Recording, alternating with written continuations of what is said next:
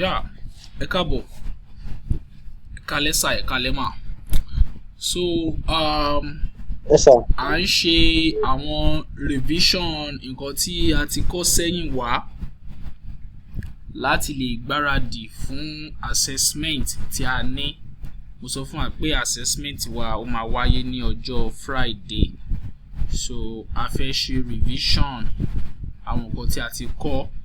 Eléyìí máa tún help wa láti jẹ́ kí àwọn nǹkan yìí kó tún wà ní orí wa, torí pé a lè ti gbàgbé àwọn nǹkan kan míì. So a kọ́kọ́ bẹ̀rẹ̀ lórí àwọn candlesticks wa.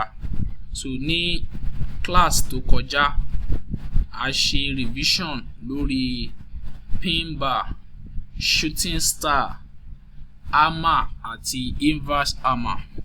Mo dẹ̀ rántí pé a tún wo charts, a wo series of different charts láti wo àwọn candlestick tí mo sọ fún wa pé candlestick wo lélẹ̀. So a dẹ̀ ń rí àpẹẹrẹ wípé àwa náà ti lè ń dá àwọn candlestick yìí àti lè ń dá wọn mọ̀. So lénìí sìn a máa ṣe revision lórí candlestick tí a stop sí gangan nígbà tá à ń ṣe ẹ̀kọ́ wa tó jẹ́ doji candlestick. So a sọ fún wa pé nínú doji candlestick a ní dragonfly doji, a sọ̀rọ̀ nípa gravestone doji. Ó dà pé méjèèjì yìí nìkan la sọ̀rọ̀ lé lórí, àbí? Bẹ́ẹ̀ ni. Ó sì kù doji ẹyọ kan àti candlestick kan, ṣùgbọ́n ìyẹn a máa gbé yẹ̀wò ní ọ̀la. Ṣùgbọ́n má worry, kò ní sí nínú ìdánwò tí a fẹ́ ṣe. Sorry, a máa gbé yẹ̀wò ní next class wa tó jẹ́ ọjọ́ Wednesday. So a fẹ́ tún candlestick yìí, a fẹ́ tún wọn gbé yẹ̀wò torí ìgbà míì wà tí a bá ń rí dragonfly a máa tún sì fẹ́ máa pè é ní pin bar. Tá a bá rí gravestone a máa tún sì fẹ́ lọ máa pè é ní shooting star. Kò jọra wọn, wọ́n yàtọ̀. Wọ́n lè ní nǹkan kan tó so wọ́n pọ̀ tí wọ́n jọ ní, àmọ́ nǹkan kan yà wọ́n sọ́tọ̀ tó jẹ́ pé a fi máa dá wọn mọ̀ pé ọ̀pọ̀lọ́ leléyìí, kò kí ń ṣe kọ̀ọ̀kan.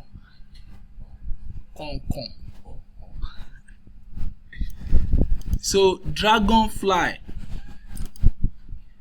fún dragonfly a máa ní body. Ẹ mọ̀ pé nígbà tá à ń ṣe candlestick à ń sọ̀rọ̀ nípa body, à ń sọ̀rọ̀ nípa wicks, à ń sọ̀rọ̀ nípa high, à ń sọ̀rọ̀ nípa low candlesticks.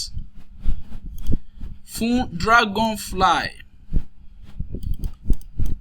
ó máa ń ní body tó kéré. Dragonfly ó máa ń sòrí bí ìgbà tí a bá kọ lẹ́tà T. Tí a bá kọ lẹ́tà T for trade. Dragonfly ó máa ń rí bí ìgbà tí a bá kọ lẹ́tà T. Ìgbà míì dragonfly ó lè má ní body rárá. A máa rí pé eléyìí body ẹ̀ ó kéré. Ìgbà míì wà body ẹ̀ kò ní ó kàn máa jẹ́ bí just straight lines tó dẹ̀ máa rí báyìí náà. Ìkọ̀kan náà sì ni. Ìgbà míì dẹ̀ wà a lè ní dragonfly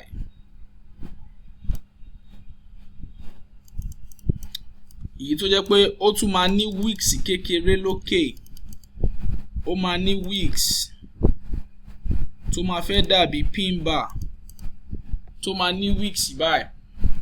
So oríṣi ọ̀nà yìí la fi lè ní dragonfly doji.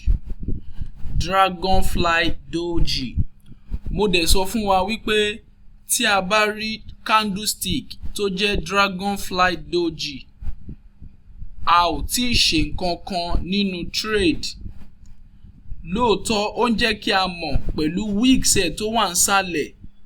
Wicks yẹn jẹ́ ká mọ̀ wípé ní ìgbà kan o àwọn sellers wọ́n ti market yẹn wá sísàlẹ̀. Ìgbà tí candlestick yìí bẹ̀rẹ̀, àwọn sellers wọ́n ti market wọ́n ti wá sísàlẹ̀. Ṣùgbọ́n àwọn buyers wọ́n sustain level yẹn, wọ́n ti market wọ́n ti padà lọ sókè. Wọ́n ti dé òkè bí tó jẹ́ high. Wọ́n ti padà wá sísàlẹ̀ tí market fi wá close níbí báyìí tí candlestick yẹn fi close. So eléyìí jẹ́ ká mọ̀ wípé struggle wà láàrin àwọn tó fẹ́ rà àti àwọn tó fẹ́ tà. Ṣùgbọ́n candlestick yẹn jẹ́ ká mọ̀ wípé àwọn tí wọ́n fẹ́ rà wọ́n ní agbára ju àwọn tí ó fẹ́ tà lọ. Òun ni wicks tó gùn tó wà nísàlẹ̀ tó jẹ́ irú àpẹẹrẹ èyí tá ní nínú pin bar àti hammer tí a ti ṣe sẹ́yìn. So eléyìí náà fún wa ní àpẹẹrẹ yẹn wípé nǹkan tó ń ṣẹlẹ̀ nínú market yìí lélẹ̀. Ṣùgbọ́n ṣé tá bá wá rí dragonfly doji, ṣé ká trade nígbà tí a ti mọ̀ wípé òun náà ní long lower wicks?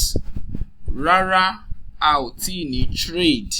A nílò láti ṣe sùúrù torí pé candlestick yìí bí mo ṣe sọ fún wa nígbà tá a kọ́kọ́ bẹ̀rẹ̀, mo sọ fún wa pé candlestick yìí jẹ́ ó dàbí èèyàn tí ó máa ń parọ́, tó jẹ́ pé tí ẹni yẹn bá sọ fún wa wípé òjò ń rọ̀, a nílò láti bọ́ síta wípé ṣé lóòótọ́ lòjò ń rọ̀ torí kò ń ṣe èèyàn tí a trust.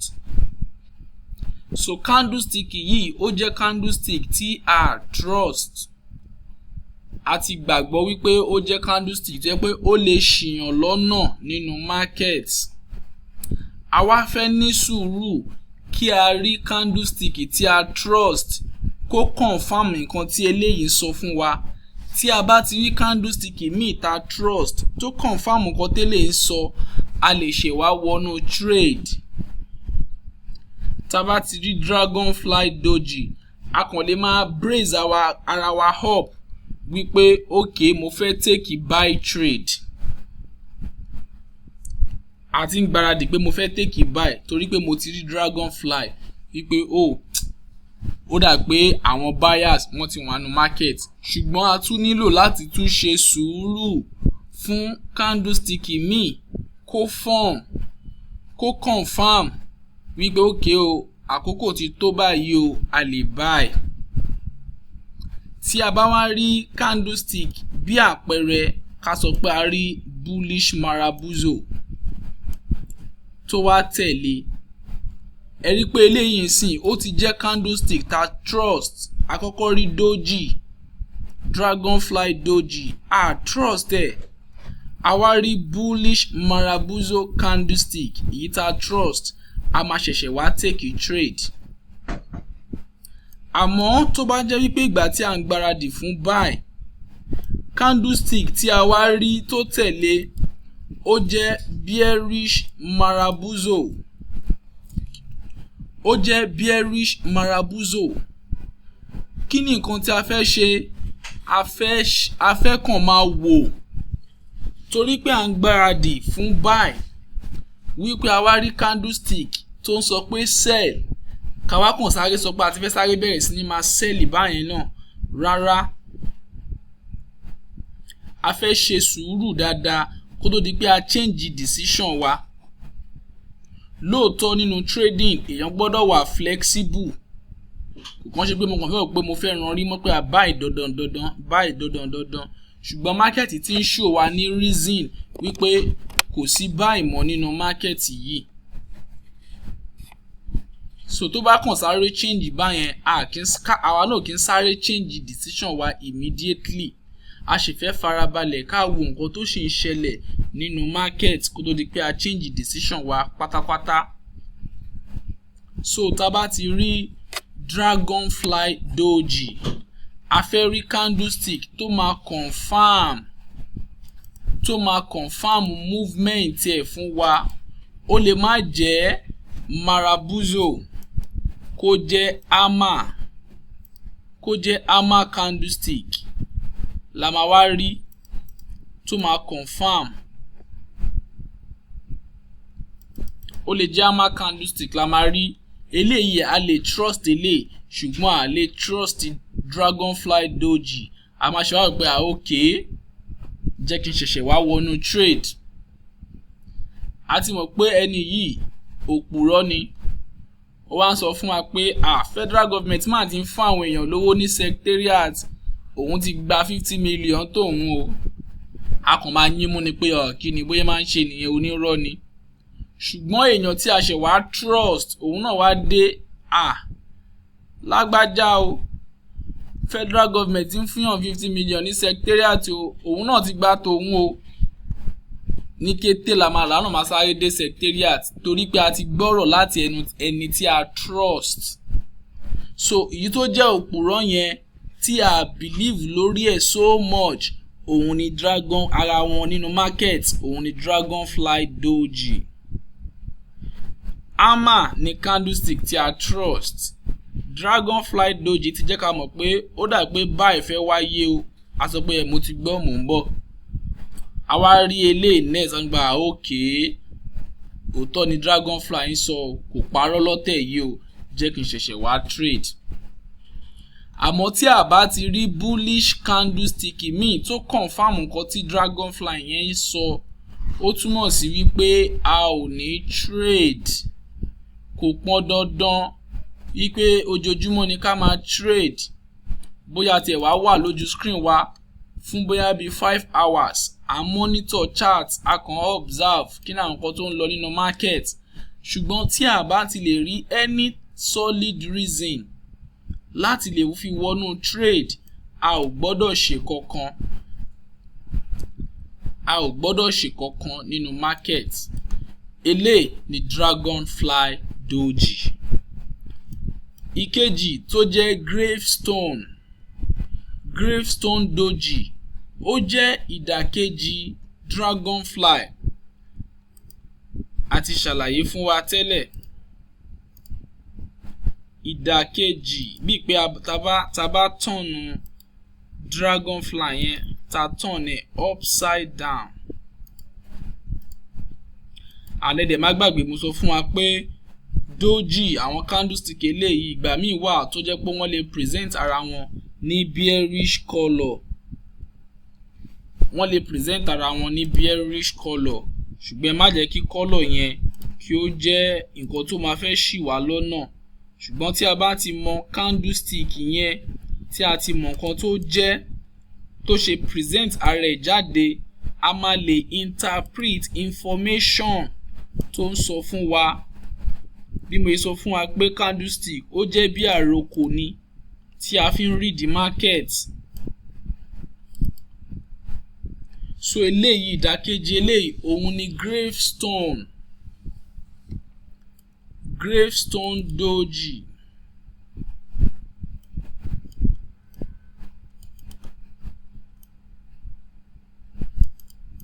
so a lè ní èyí tí òun náà máa ní wicks ó lè ní wicks nsàlẹ̀ báyìí gravestone doji òun lélẹ̀ eléyìí náà ń sọ fún wa wípé ìdúnàdúrà ó wáyé láàrin àwọn tí wọ́n fẹ́ rà àti àwọn tí wọ́n fẹ́ tà nínú market ṣùgbọ́n ó jẹ́ ká mọ̀ àwọn tí wọ́n pọ̀ jùlọ nínú market ní àkókò tí candlestick yẹn form candlestick yìí torí pé wicks ẹ̀ ó wà ní òkè ó jẹ́ kí a mọ̀ wípé àwọn sellers àwọn ló fà á tí a fi ní wicks yìí ní òkè ìgbà tí candlestick yìí bẹ̀rẹ̀ àwọn tí wọ́n rà wọ́n tì í lọ sókè wọ́n ti ọjà lọ sókè wọ́n push the price everything bẹ̀rẹ̀ sí ní wọ́n ṣùgbọ́n àwọn míì lára àwọn tí wọ́n ti ń rà tí wọ́n ti ń rí èrè wọ́n bẹ̀rẹ̀ sí ní ta ẹlòmíì mú èrè tí àwọn èèyàn míì náà bá mú èrè ọjà máa lọlẹ̀ ó túmọ̀ sí pé àwọn kan ti ń mú èrè profit taking ọjà máa lọ sísàlẹ̀ ó máa lọ sísàlẹ̀ àwọn míì ti wá wọlé pé àìjẹ́ ká bẹ̀rẹ̀ sí ní máa ta kíní ẹ̀ka máa ta wọ́n wá bẹ̀rẹ̀ sí ní tà wọ́n tà wálẹ̀ òun la fi ní weeks yìí tó gùn lọ sókè. Weeks yẹn jẹ́ ká mọ reaction kan tó ti ṣẹlẹ̀. Reaction yẹn dẹ̀ ni pé àwọn buyers wọ́n ti ọjà lọ sókè, sellers dẹ̀ ṣe kí ni wọ́n dẹ̀ ti padà wá sísàlẹ̀. Sellers wọ́n ti ọjà padà wá sísàlẹ̀. So information yìí òun náà jẹ́ ká mọ̀ pé sellers ti dominate lóòótọ́, àmọ́ kò kí ń ṣe candlestick tí a lè believe. Ó ní bí àṣà kan tó máa ní pé téèyàn kan máa fún wa ní ìmọ̀ràn, a máa pé ìmọ̀ràn yìí ó dá lóòótọ́,